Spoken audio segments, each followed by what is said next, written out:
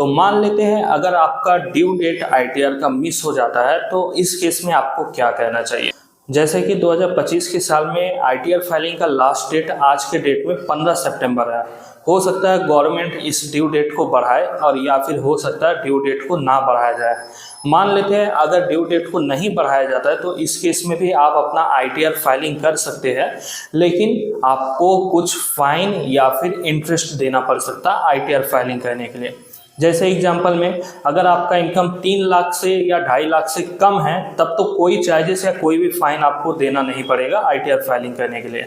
लेकिन मान लेते हैं अगर आपका इनकम 3 लाख या 2.5 लाख से ज़्यादा है तो इस केस में 1000 रुपये का पेनल्टी लग जाएगा आपका, क्योंकि आप लेट से अपना आईटीआर फाइल कर रहे हैं। और मान लेते हैं अगर आपका इनकम 5 लाख से ज़्यादा है तो इस केस में आपको 5000 रुपये पेनल्टी देना पड़ सकता है।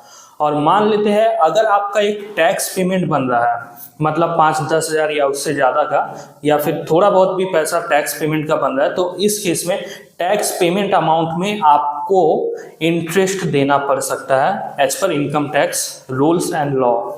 इसके अलावा मान लेते हैं अगर आपका टीडीएस रिफंड बन रहा है तो टीडीएस रिफंड आप क्लेम कर सकते हैं आईटीआर ड्यू डेट खत्म हो जाने के बाद भी सिंपली आईटीआर फाइलिंग करके।